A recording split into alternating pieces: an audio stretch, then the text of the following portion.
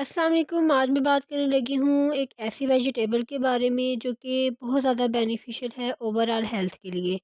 आज मैं बात करने लगी हूँ हेल्थ बेनिफिट्स ऑफ रेडिश यानी मूली के बारे में। इसके क्या हेल्थ बेनिफिट्स हैं। अगर इसके हेल्थ बेनिफिट्स की बात की जाए तो ये डायबिटिक पेशेंट्स के लिए बहुत ज़्यादा बेनिफिशियल है, क्योंकि इसमें ये एबिलिटी होती है कि ये हमारी इंसुलिन की प्रोडक्शन को इन्हांस करती है। जिससे क्या होता है, जो ग्लूकोज़ है उसकी जो अब्ज़ॉर्प्शन है वो कम हो जाती है। जिससे ब्लड शुगर लेवल की जो स्पाइक होती है वो कम हो जाती है। जिससे बॉडी में जो ग्लूकोज़ का कंट्रोल है वो कंट्रोल में रहता है। इसके अलावा ये हार्ट पेशेंट्स के लिए बहुत ज़्यादा बेनिफिशियल है, क्योंकि ये बैड कोलेस्ट्रॉल के साथ-साथ ब्लड प्रेशर को कंट्रोल करने में भी हेल्प करती है। क्योंकि ये रिच होती है पोटाशियम में, जो कि ब्लड प्रेशर को कंट्रोल करने में हेल्प करता है। इसके अलावा ये स्टमक कैंसर और ब्रेस्ट कैंसर को ट्रीट करने में हेल्प कर सकती है, क्योंकि इसमें जो एंटी कैंसर प्रॉपर्टीज़ होती हैं वो मौजूद होती हैं, जो कि इन जैसे कैंसर को ट्रीट करने में हेल्प करती हैं। इसके अलावा ये फूड के डाइजेशन को इम्प्रूव करने में हेल्प कर सकती है, कॉन्स्टिपेशन को ट्रीट करने में हेल्प करती है। इसके अलावा एक रिसर्च के मुताबिक अगर डेली फ्रेश रेडिश का जूस पिया जाए तो जो स्टमक अल्सर होता है उसके प्रॉब्लम को ट्रीट करने में भी हेल्प कर सकती है।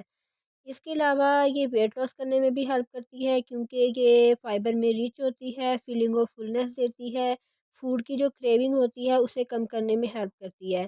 इसके अलावा ये स्किन की हेल्थ के लिए बहुत ज़्यादा बेनिफिशियल है, क्योंकि ये विटामिन सी में रिच होती है। इसमें वाटर का काउंट बहुत अच्छा होता है, जो कि स्किन की ड्राइनेस को कम करने में हेल्प करता है। इसके अलावा ये नज़ला ज़ुकाम को ट्रीट करने में हेल्प करती है, क्योंकि इसमें ये एबिलिटी होती है कि ये बलगम को बनने नहीं देती। इसके अलावा ये हमारे इम्यून सिस्टम को बूस्ट अप करने में हेल्प करती है, क्योंकि ये रिच होती है विटामिन सी में, जो कि हमारे इम्यून सिस्टम को बूस्ट अप करने में हेल्प करता है।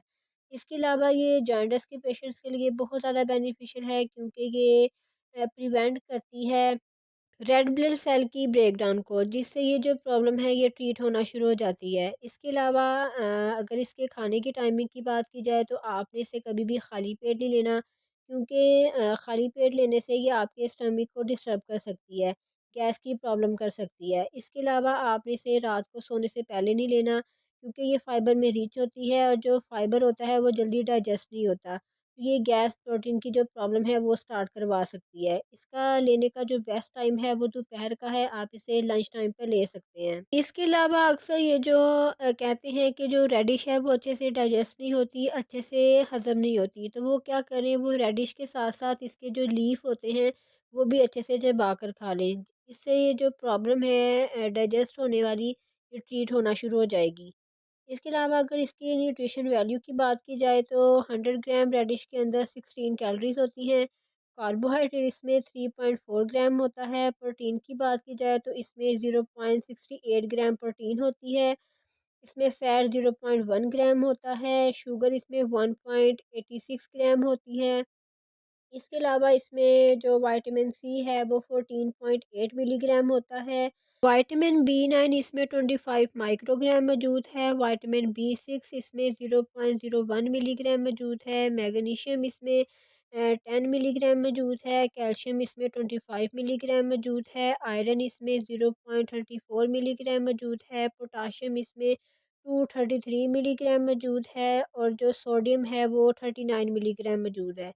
तो जी, ये थी मेरी आज की वीडियो। आई होप सो ये आपके बहुत काम आएगी। तो मिलते हैं नेक्स्ट वीडियो में, तब तक के लिए अल्लाह हाफ़िज़।